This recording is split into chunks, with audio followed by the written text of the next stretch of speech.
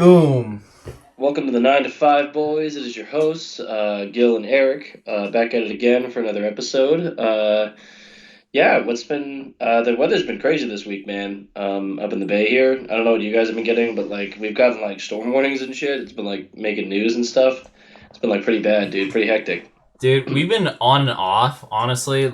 Some days where it's pretty good, and then like one day, maybe 2 days we had that was pretty bad, and that was it. Really? It was that bad for you guys? You got storm, warnings. Well, yeah, there was like major floodings in like San Francisco and stuff, and like New Year's Eve evening, we couldn't even go out because it was crazy, crazy storm and stuff. And I mean, on top of other things. And then, yeah, this last week has been pretty chaotic too. There was a really bad storm it was Wednesday night, was really horrible. I was like really worried about getting home because um, I went out to like this little event at this brewery, right? So we went out. Each week we go out to this event called Bring Your Own Vinyl Night. It's really fun. We bring our own vinyl records, and the DJ spins them. And it got around like 6:30 or something. I got there like about 5 or so, which the weather wasn't too bad. But then around 6:30, the weather was like getting really heavy, pouring down, and like we had very few people come out because of how bad the rain was. And like I was driving back home in the rain, and I got really worried, dude. It was like really intense. Um, it was like the exit, just before my exit that I was supposed to take off the freeway there to get back home from this place. There was a big puddle or like big flood within the freeway, and I drove right through that, and my car like almost came to a complete stop because of how much water there was. Jesus H. Christ, bro. Holy I shit. didn't I didn't see it till it came up, and so until it started splashing water on my fucking car by driving through it. But I got through it. It was cool. But no, the rain was intense this week, and then this weekend, it's been kind of crazy because um, so what was it? So Friday wasn't too bad. It was a little more clear. It was still cold as shit, but it was a little more clear. So I hung out up in Belmont, and then yesterday, Saturday. So Saturday night, it's like the wind and the rain is really bad, and like there's storm warnings again. And actually, it was really stormy. And I was supposed to go up to the city, and so like what I wanted to do to be safe was like take the train to go up, but then I I missed it, and so I was like, well, shit. It's going to be clear enough, the weather says, for the next hour, so I can drive up. I drove all the way up to the city, and then luckily I got there when I did, because like I think 2 hours later it started like really pouring and like raining and windy, and it was like really windy and stuff, and like just horrible. So the weather's been pretty bad. It's been pretty good weather though for like getting up in the house and getting cozy. Well, there you go. There you go. That's what I always appreciate about this weather is the sort of encouraging of staying inside. But I also have gotten really accustomed to like going out and stuff, so it's really hard to like do that. It's really hard to conflate those ideas during, but it's better to be safe. So luckily, hopefully it should. I don't know what the weather's supposed to be like this week. Hopefully, it should let up. But I know here in the Bay, it's been pretty bad. Man. Really bad. Yeah. Yeah, no, I've just been chilling, honestly. Tomorrow night's gonna be pretty bad, which is weird because it's also my office party at the same time, so that's gonna be fun.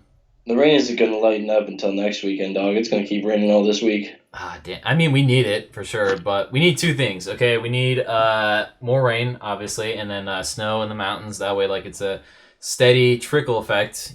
Constant water. In California, stop making so many fucking almonds. Why do you need to like capitalize on all of our almonds? Because almond milk is very popular, and that's what all the fucking that's what all the um hipsters drink, dude. That's what all the fucking like new wave vegan type of motherfuckers like drink.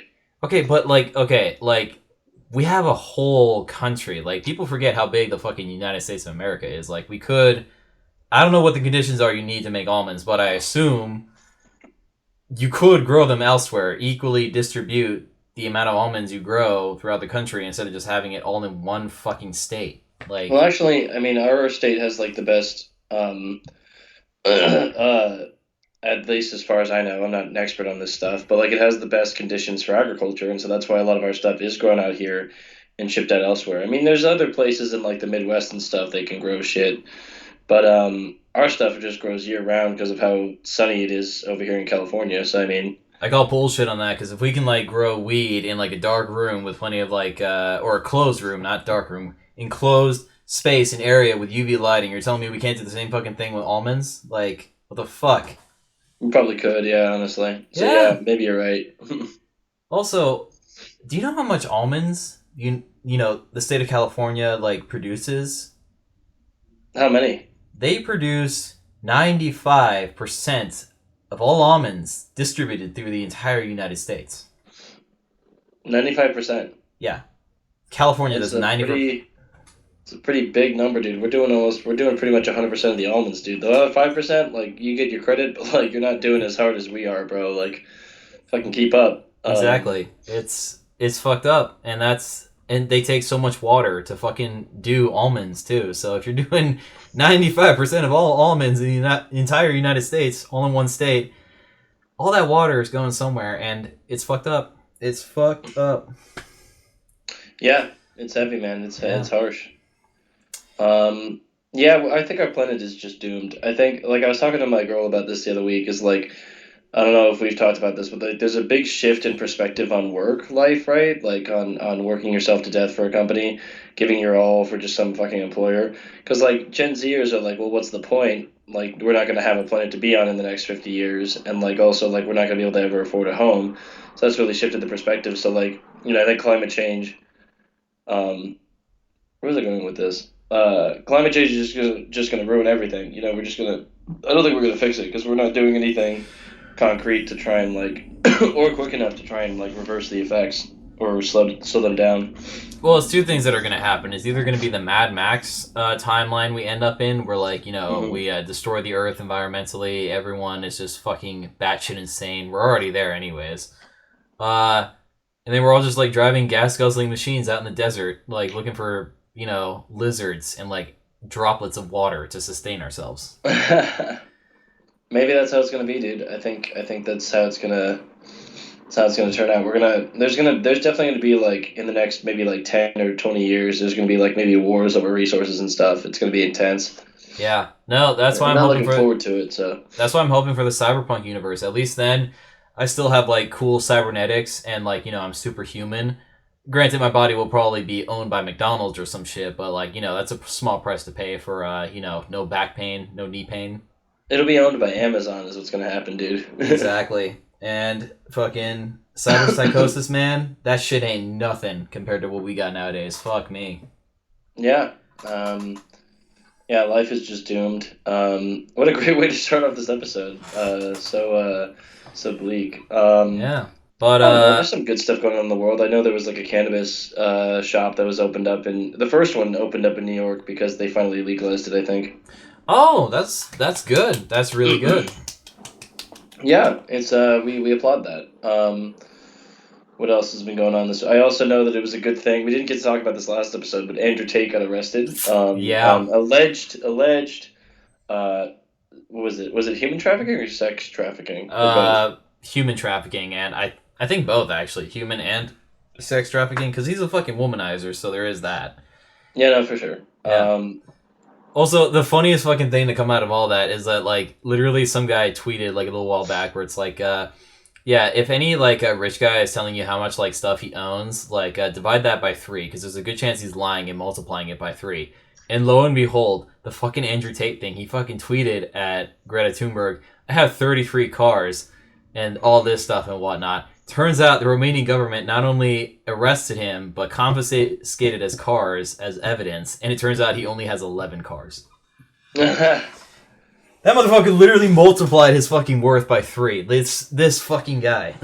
that's true. That's how it be. That's the same thing with like when people come in off of like alcohol poisoning and like the ER or whatever, like they'll report how much they've had to drink, or especially like when they come into like detox and stuff, they'll report how much they had to drink, and you multiply that by 3 because they're often underreporting. So frequently. So See, that's tragic. That's fucking tragic. well, that's just how humans are. We don't like to admit to our faults and stuff, and our perceived faults or our our shortcomings. That's the word I Yeah. was looking for. So it happens, but Well, that's because like yeah, that's why I'm so proud of myself for not only acknowledging that I'm a human train wreck, but also like calling it out on other people. So yeah, yeah, absolutely. You gotta just we gotta know if we're not aware that we're like pieces of shit, we're not gonna do anything to not be pieces of shit. You know what I mean? We're gonna just keep going that like, oh, everything's fine. yeah. I'm great. Um, so yeah, it's like it is definitely important to have that awareness. I was on that topic. I was like watching some interview with like George Harrison talking about like if you aren't willing to like grow or change or anything, like what's the point? You know what I mean? Like the point of humanity is to do that, and it was like it's not new information. It's certainly not like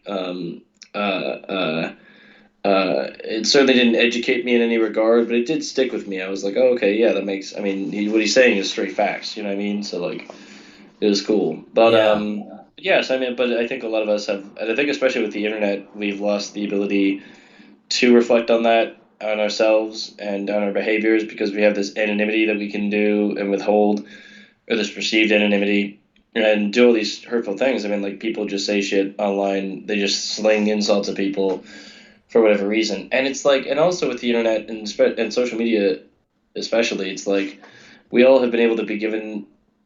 We've been given the ability to be able to share our opinion on a grand scale that can reach a lot more people than if we were just yelling in the street or in town square like they did, hundreds of years ago or whatever. And so we have to really be thoughtful with like what kind of shit, what kind of messages we're spreading. You know what I mean? I don't think a lot of us humans are.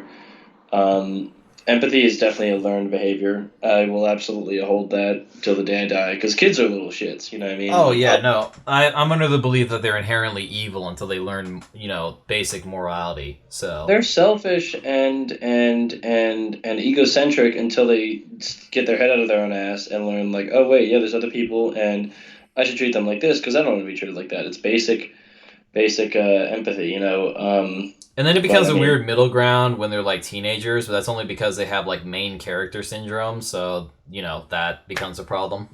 yeah, yeah, they do. Yeah. They very much think they're like all eyes on them and they're the most important and they also know the best. It's like they also don't. They're really and teenagers are very like I mean, I would reflect on like when I was a teenager. I thought I was like indestructible, dude. Like I was just doing stupid shit.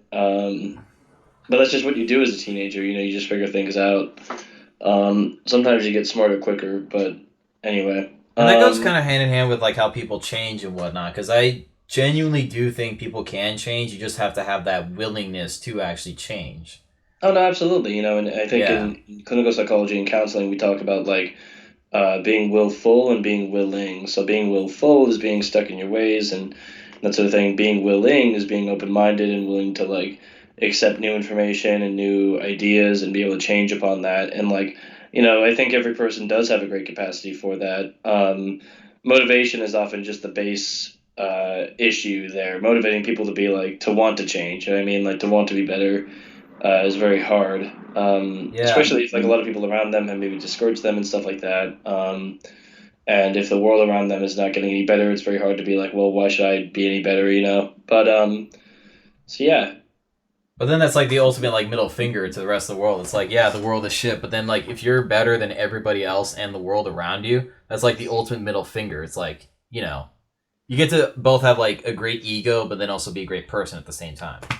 right, right, Yeah. absolutely. But I think very much being a good person is being able to humble yourself, like being able to know like you still have flaws and stuff, and like I think really one of the I'm not like religious in any capacity, but I do think one of the best humans ever to have lived that's been documented is Jesus. He's just a very good dude. He was just hanging out with hookers and stuff and being all cool and being non-judgmental, and he was talking about like just make sure everyone's taken care of. Like it's not that hard to put to practice, but he was very good at what he did, and he was very much anti-violence. He would turn the other cheek. Not a lot of humans would do that. We would react and get angry, but that's just how humans do. We have to constantly.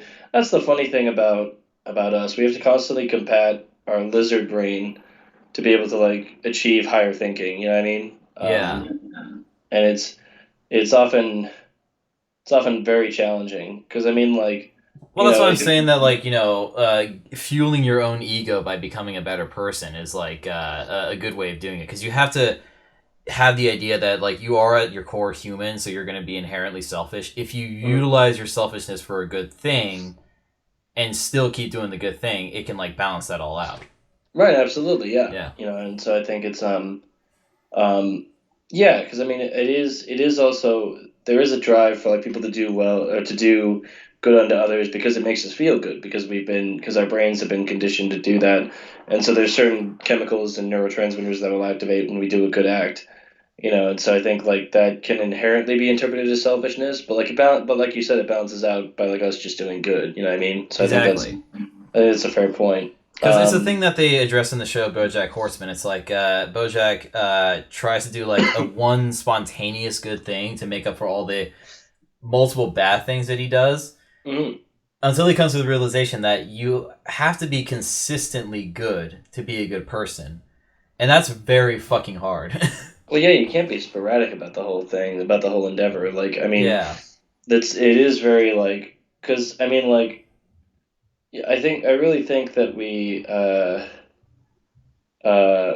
what's the saying? It's not who you're underneath, it's what you do that defines you, right? So it's like I think that exactly. like if you're continue if in some moments you're being like a good person, you're doing genuinely good things, but then some of the other times you're just being an asshole, it's like, well, mostly you're just an asshole. You know what I mean? Like Yeah, clearly you're not all good. You know what I mean? And I don't think any human is like all good. We all have our faults and especially intrusive thoughts, and we make mistakes because we don't know shit.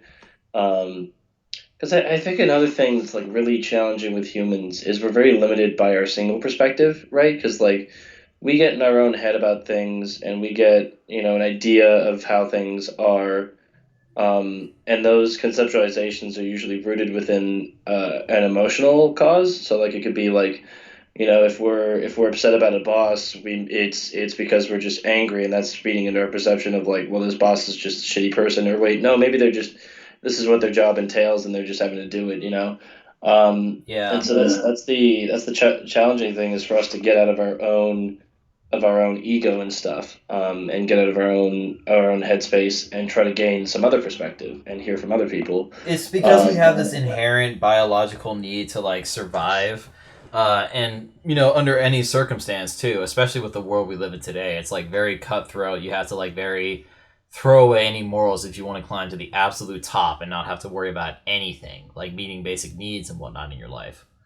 Whereas if you truly think from the perspective that you do not matter in the long run, yes, that's nihilistic, yes, that's a little depressing, but you are on this earth for a very limited time while the world around you will continue to live and thrive if you let it, if you work to make sure it does. mhm. A lot of like Eastern philosophies we look to have this whole balance of like us with nature thing. If we get out of our own head and truly understand that what we do impacts everything around us, then that's where you can actually be a truly good person. You completely let go of like ego entirely. Yeah, yeah. I mean, it's very much you. I think what you're referring to is like about like, you know, it is a there's a great understanding in a lot of Eastern philosophies of like how interconnected everything within the cosmos kind of is, because like every little thing impacts another thing, you know. And so it's very much when we get out of that selfishness and appreciate like our play in the role of the world as a whole, I think that really helps us to achieve like peace and stuff, and like to be able to come to some centeredness and to be, you know, to be a good person and to do all these well things, and to not be so driven by narcissism and desire and stuff. I was reading there was something talking about this was years ago. I was reading this thing about like the phrase "I want happiness," and so it was like if you want happiness, you first have to, you know, get rid of the I in that sense, right? I represents ego, so if you remove ego, and then also want represents desire. So if you remove desire as well, so ego and desire, if those are eliminated, all you're left with is just happiness. And so I hope I explained that well enough. I think you have, honestly. Yeah. But yeah, so if we get rid of those, if we try to, I don't think we could ever get rid of those because I mean, again, they're inherently a component. of the human experience, and I think inherent of probably any animal. Like an animal would be like, I want to survive, and like I need to make sure I'm taking care of myself. And they also have like wants, right? Like a dog can be selfish and be like, oh, I want to eat whatever is on master's plate. You know what I mean? Like, I don't know. I hope they don't call us master. Oh That'd be a yeah, little weird. But whatever they call us, so like, um, they want to eat whatever's on our plate. It's like that's selfish desire, but like, so you'd have to actively train it out of them to be like, hey, don't do that shit. And it's the same with humans. You have to we have to actively work on ourselves to not be so selfish. yeah, 100%, 100%. It's No, definitely and inherent, I think. Yeah. it's so much harder in this country because I think you've mentioned it once before. We have a very individualistic, sense of self in Hmm. America. Hmm. You know, and that's hard. That's hard to separate ego when like America number one, we're number one, and then also like the very competitive, nature of this country. Well, yeah, I think what breeds a lot of that is definitely this American exceptionalism, this idea that we are the best. It's like, first off, I mean, we're great. I mean, we're pretty good at a lot of things, but recently we've been really sucking at a lot of other stuff.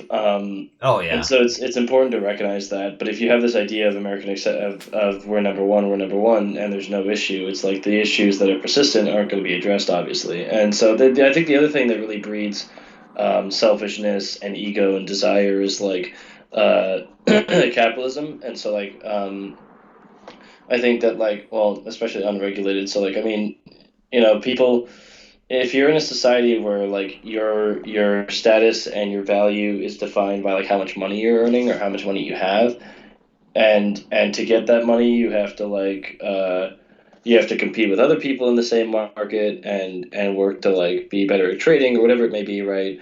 To get where you're at, it's very selfish. It's very like it is very just competition based, and in any competition, there's going to be a loser. So I mean, there's going to be someone who doesn't luck out as well as you do, or maybe you don't luck out as well as they do. yeah. Because fuck that. I don't need a Bugatti. I don't need like a six figure fucking bank account or whatever the fuck. Like I just want to have like a cabin in the woods, make some basic fucking breakfast, breathe fresh, clean air every morning.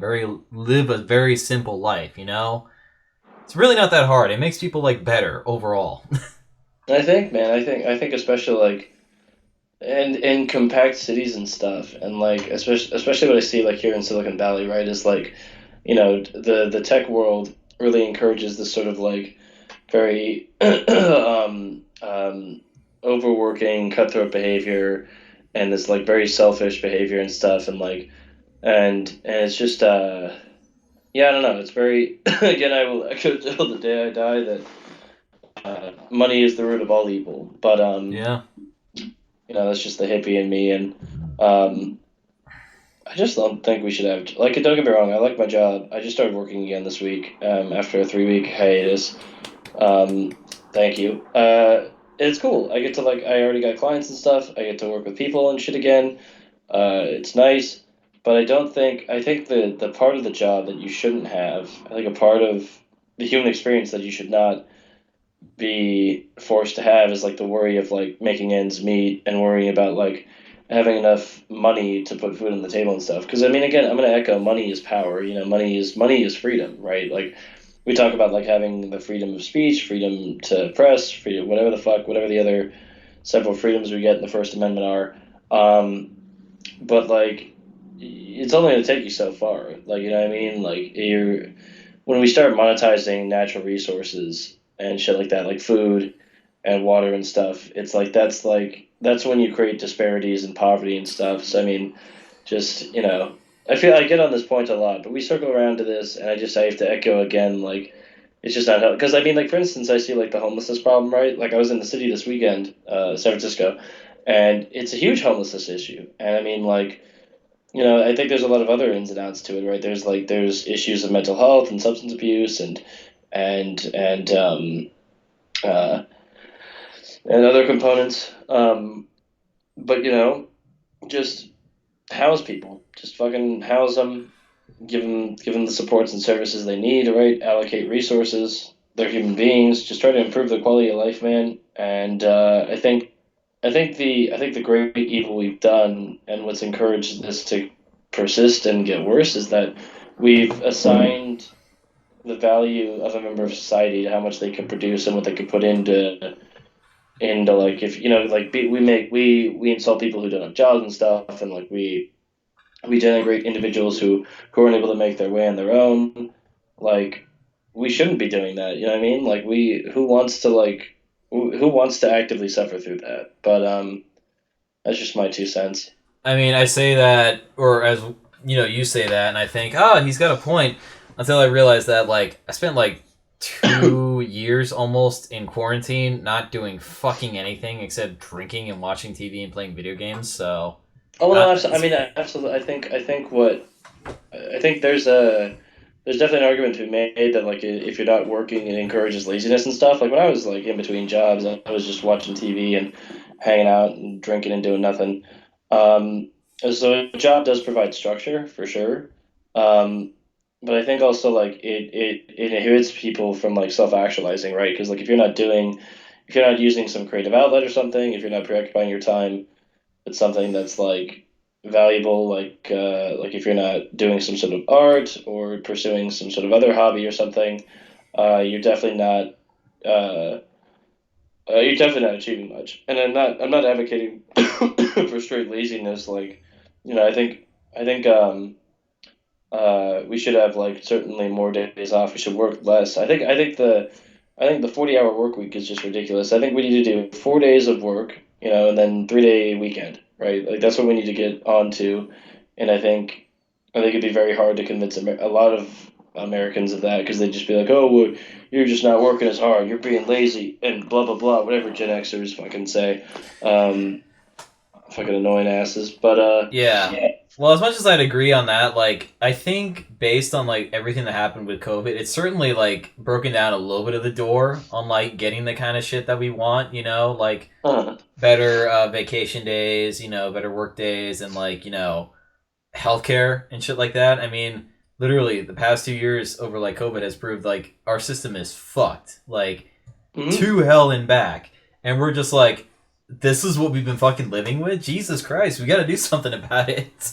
Yeah, and we're not going to Yeah, do anything about it because like a lot of people don't see the system as broke, and I think you're right. Like it has encouraged that, but then I this week I got like an email about, they were like, oh, now the COVID pay is not going to be a thing anymore. So the standards that you have to use regular sick time and stuff. It's like they're not treating COVID as a super dangerous thing anymore, which maybe could be a good sign if like we're on an up trek of like, hey, we're not having to worry about this shit anymore.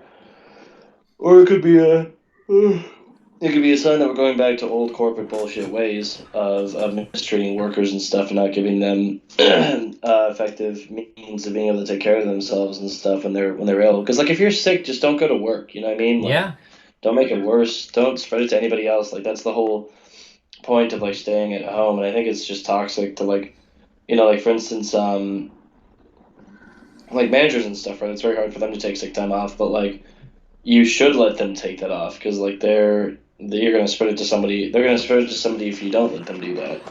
Yeah. Well, that's But the thing, yeah, though. Like the people in power, like the politicians and lobbyists that have been like fighting against like that kind of like socialist service type of agenda. They've been fucking clowning on themselves, which is like great. It's especially with the whole Kevin McCarthy thing. Jesus Christ.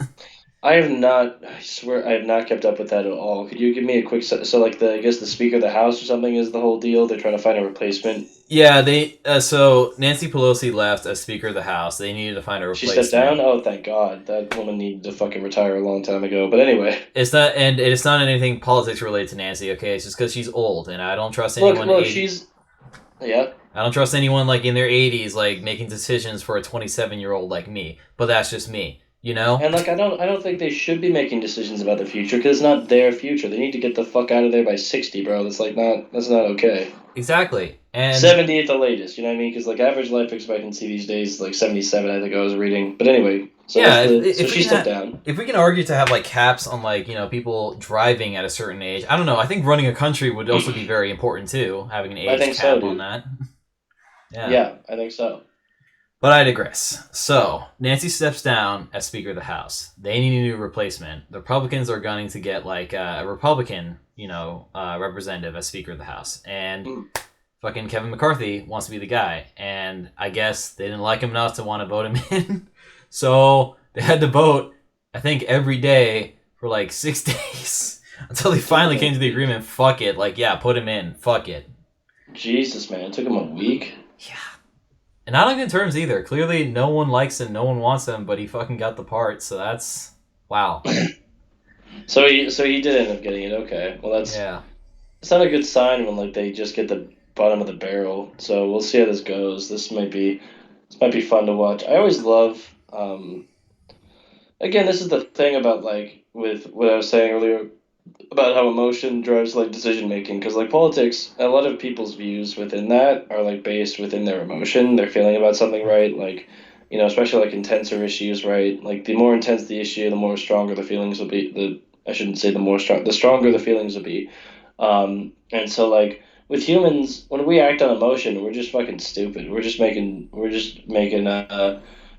dumb choices and not helpful ones, and especially within, I think, within this two party system, right? Because like it's been so cutthroat of like, excuse me. no, you're good. um, been very cutthroat of like, people, of what was I say? So of like of each party wanting their own different things and being so deadlocked into that, it's like, and no wiggle room and no compromise. It's very just like it's not a healthy way of governing things, and it's gonna come to a head if it already hasn't. I mean, it kind of has, in a certain capacity. Both parties are like in shambles right now. They can't get their shit together. Yeah. Um, but I don't know. Yeah, so that's all right. Well, now, wow, that's why that was like popping up for the whole week. I did not follow that. I was too focused on like what's going on in my life. I Yeah. don't really give a fuck about McCarthy, man. See, if I didn't have like, possible brain damage and was terrible at like speaking, I would totally run to become a politician, man. It seems very fucking easy, apparently, based on It's what we very got. easy to win, apparently. Yeah, it's very easy for people to get in there. I mean, you've got folks like Marjorie Taylor Greene, Matt Gates, I know. uh, Fucking Florida's fucking Jimmy Neutron, that's what he fucking looks at. Like, fucking yeah, dumbass. seriously, his Yeah. whole he just got a creepy face, man. He looks like a cartoon villain out of Dick Tracy or something, dude. I don't know. He looks like one of those caricatures you get at like Disneyland if he came to life. Yeah, dude, that's bad. Oh my god, this fucking and then he's allegedly sex trafficking or something. Oh, he's totally a pedophile. He definitely fucked a 17-year-old. I think that's Yeah, very apparent. I think we've come to that conclusion. Just like he came into that 17-year-old. God damn I shouldn't be it. laughing because that's fucked, but Jesus. uh, God damn it, man. I had to like pause. That was funny. That was good. That caught me by surprise.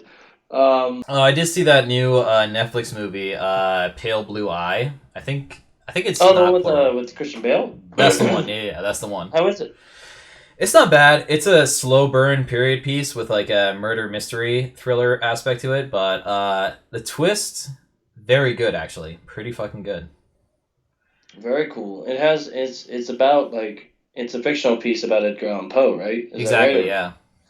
that's cool, man. I think that's cool. Or maybe it's not fictional. I don't know. But I don't know. The man led a very weird life. Apparently, he was into hardcore drugs, alcohol, and gambling.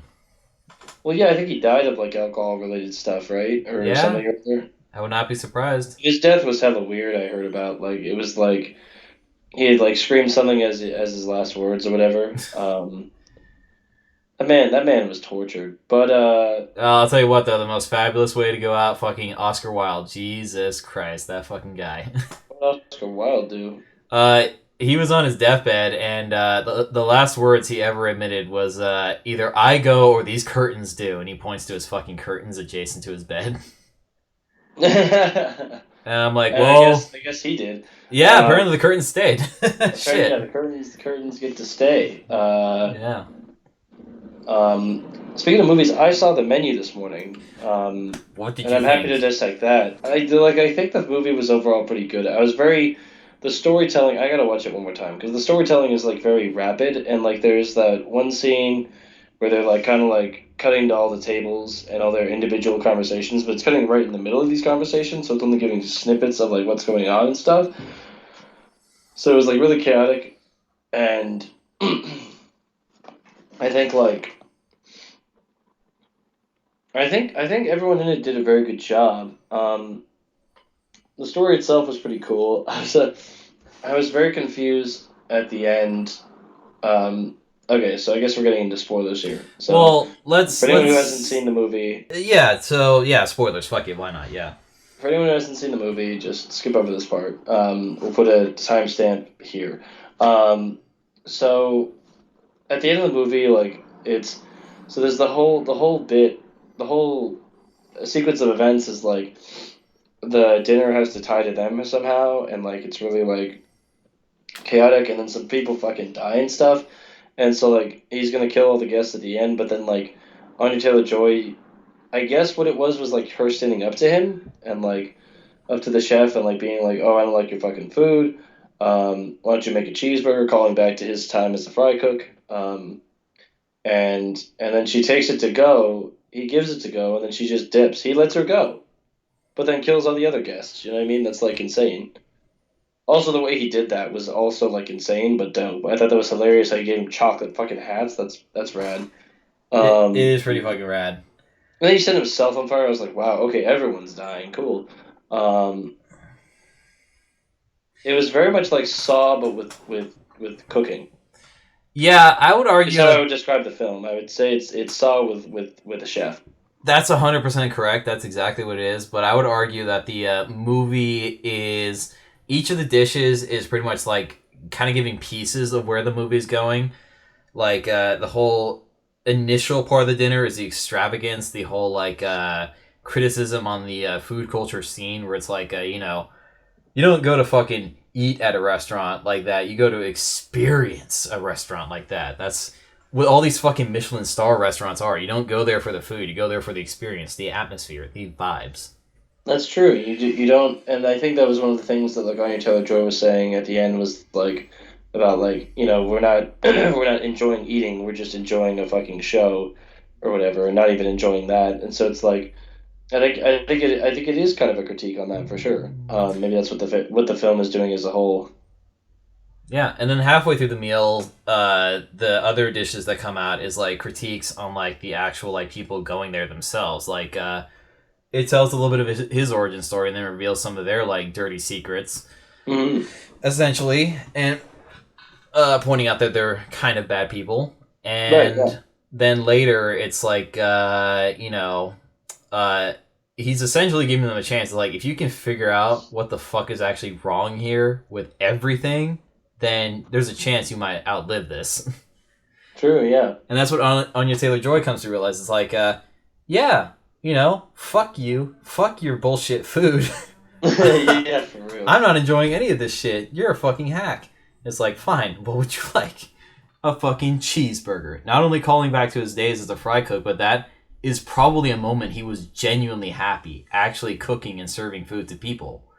True. True. Because, yes, it could be argued that it was kind of trashy food, as most fast food is, but you Well, actually yeah, go there to enjoy the... cheese. Yeah. You go there to actually enjoy the food. Mhm. It is very bad food for you. I mean, like especially like he put two slices on each patty. I was like looking at that and I was like, bro, that's like four slices of cheese and like half a pound of meat probably. What the fuck, man? That's a lot of like carbs and stuff. It's not very healthy. Yeah. But I think the Joy is skinny. She can afford to eat a sandwich. Yeah, that is true. Uh, but yeah, no. I mean, the film was good. I thought it was well. I loved some of the shots. I thought Anya Taylor Joy's boyfriend, who's the actor who plays him, Nicholas Holt, I believe. Nicholas Holt. That's right. So Yeah. I thought his character was such an asshole, and I was so glad how his story came to conclude. But You know what scene I was talking about, right? The fucking Tyler's bullshit. that was I literally was like laughing. That was hilarious, dude. Um, that was so out of nowhere and so funny. I really think part of this movie is like a comedy too. It's really fucking funny. Oh, that's what I tell people. We It's essentially a dark comedy. It is, and yeah, so you have to go in kind of knowing it's a comedy. So it's very cool that way. I gotta watch it again to get a formulated opinion, but so far, I'd probably give that movie like a 7 out of 10. There you go. There you go. That's Gil's Michelin star right there to the movie. That's my five. That would be 3.5 stars. So there you go, out of five. Because Michelin is like 5 star, right? I think so. Yeah. Yeah. I don't. Going out to fancy dinners, like it's cool. I can, and on occasion I can afford it. I'm just looking for good food. You know what I mean? Like that's. I'm not looking to like get a whole show or experience or anything. It's not like I'm not looking for it to do all this crazy shit. Just if it's a good chef who knows what he's doing and can make good ass food, I'm like cool. You know what I mean? Like just give me that. Like it's just very basic. It's all I request. I had this moment where like we it was a few oh god it was definitely before Christmas. So it was like a month ago or something.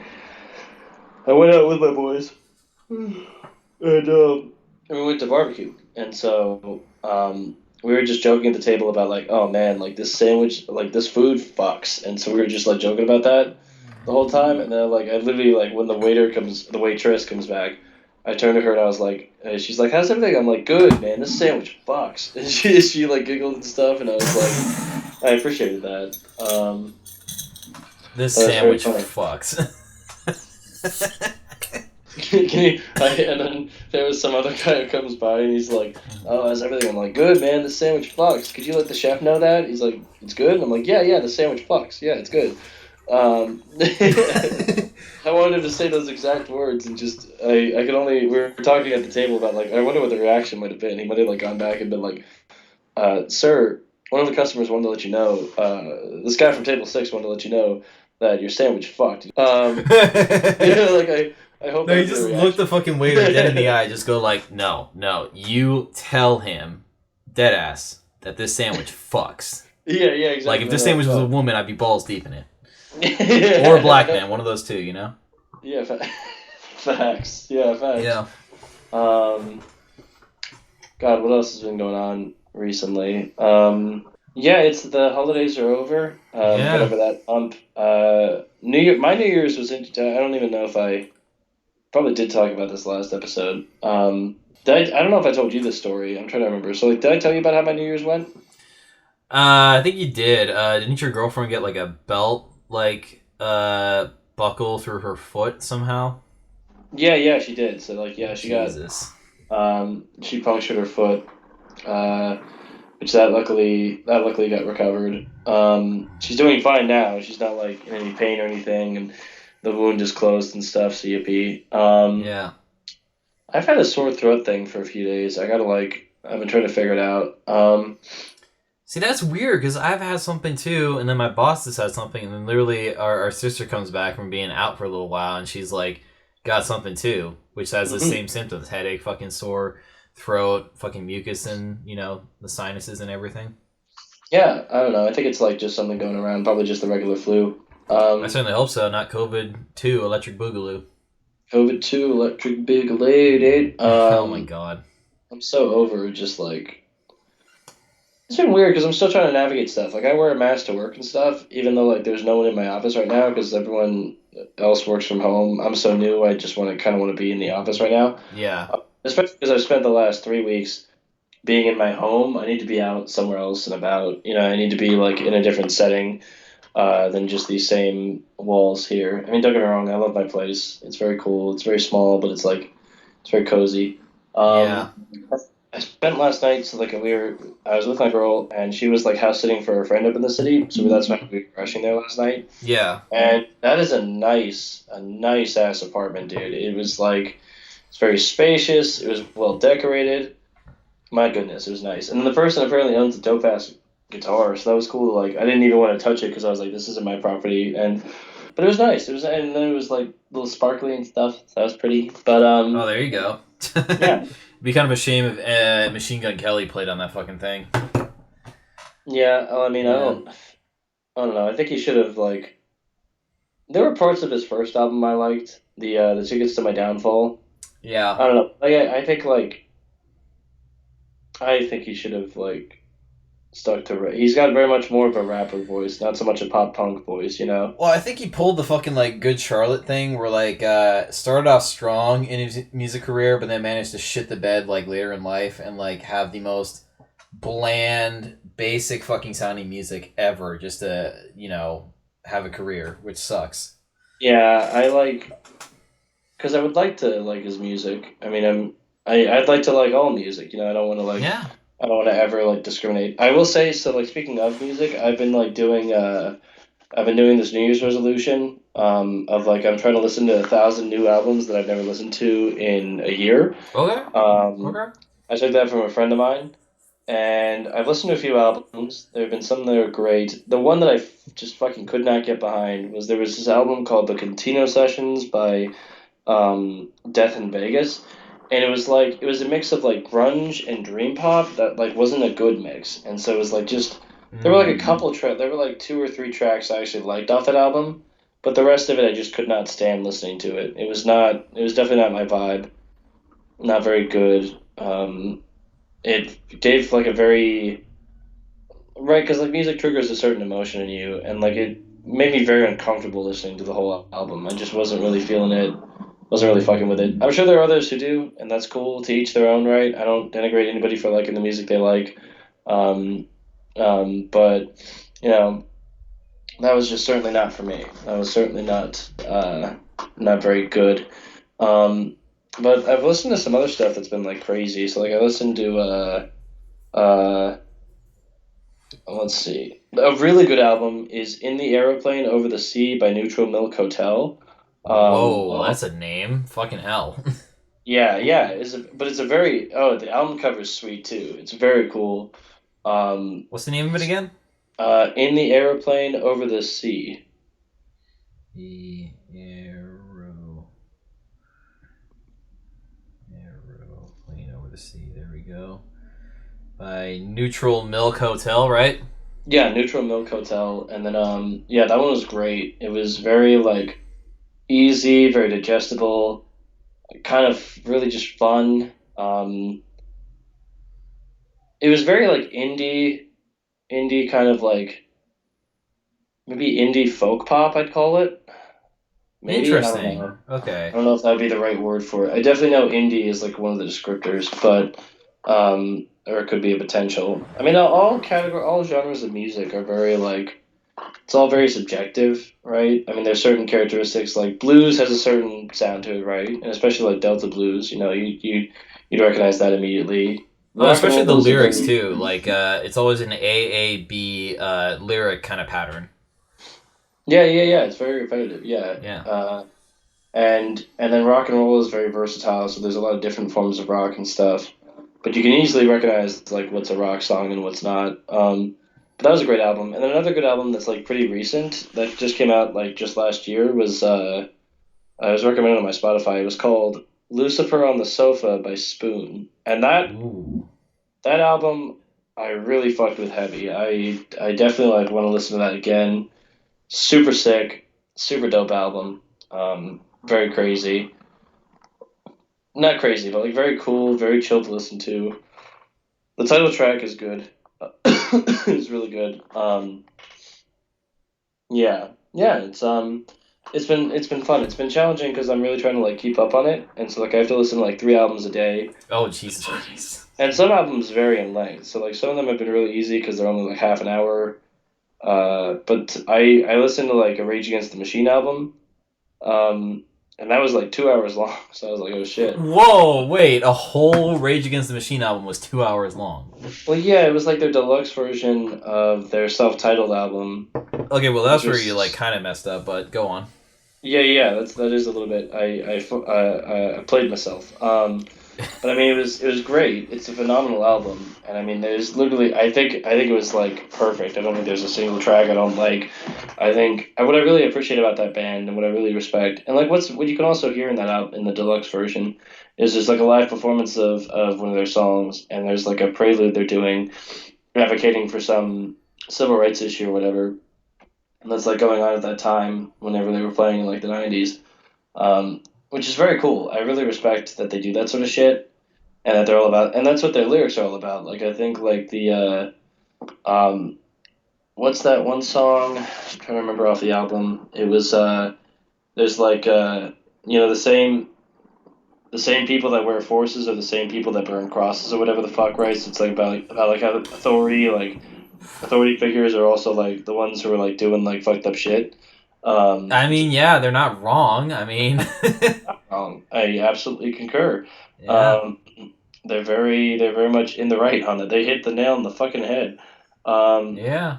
it's Killing in the Name. That's right, Killing in the Name. Killing Yeah, in the Name. Wow. that's the one that's talking about that. I remember it was the second track. I look, I like Rage Against the Machine, but I'm not like a super involved fan. So excuse me, audience, if I don't remember these names. But no, it was a great album. And then what else have I listened to? I've listened to. I'm gonna mention all the albums I've given like a rating of like 10 out of 10. Um, I listened to Metallica's Black album. Yeah. That was sick. That was perfect. I listened to the album Brothers by the Black Keys. That was also very dope. Ooh, okay, okay. I've never heard that in its entirety. I've heard like a couple of the tracks and stuff. Like they're very cool. Let's see. Oh, I was just tonight listening to. So there's this band called Space Hog, and so they have this album called Resident Alien, and the first track off that album you can hear in the Guardians of the Galaxy trailer.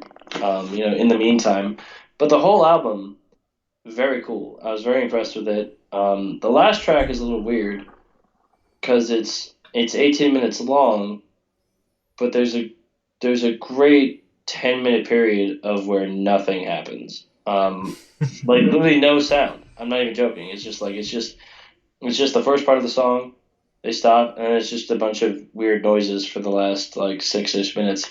Um, and it's cool. Like I respect that, but like I think like if you're gonna do a long track, you gotta like put some fucking filler in there. You know what I mean? Like I respect people who do like songs that are like 10 minutes, 15 minutes, 20 minutes. I There was a band that did um, what's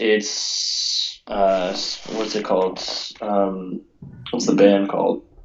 It was uh Frozen Planet 1969. So like they have this album called Not from 1969. The last track, Dissolver, is 27 minutes long. Jesus H Christ! Does like the bass player just go to the fucking bathroom while like the guitar guy just shreds? Like, what is going on? It's a very up and down track. It's very interesting. It's very cool. I definitely respect bands that do that sort of thing. And as someone who like engages in a lot of like neo psychedelic rock and like traditional psychedelic rock, like I love that sort of stuff, that experimental stuff where they're just like going crazy on the track. Definitely very cool. I think it's time for us to clock out here, isn't it? I think so, but I will add two more albums to your list that I think are pretty neat. Yes, please. Actually, yeah, I gotta keep building up this list. I just finished up 26 albums so far Okay, out of 1,000. okay, so I got Portamento by the Drums, Portamento by the Drums. and then Swim Slowly by Melt, but Melt is spelled Meltt. Swim Slowly by Melt. How's it spelled? Meltt. Oh, okay. So it's two T's. Yeah. Cool. I'll check those out, man. Let's see. Those two are 40 and 41 on the list because I got a lot of albums ahead. I should be able to listen to those before next week. Damn, 1,000 albums within a year. Jesus Christ. 3 a day, dude. I gotta keep up, and I'm actually ahead of myself. I only have one album to listen to tomorrow, so yippee. Well, there you go. Which one is it? It's a let's see. I have to listen to. It's this new album called Israeli Salad by The Alchemist. I don't know who that is. I'm very curious to see what that's going to sound like. And I never had Israeli salad, so I don't know. Good luck. Yeah, we'll see how it goes. But this is the 9 to 5 boys clocking out. Thank you so much for joining us this evening or morning or whenever you're listening to this. Exactly, like 2 a.m. on the toilet. You know, you never know. You never know. You never know, dude. Sometimes people just be doing that. You know. Exactly.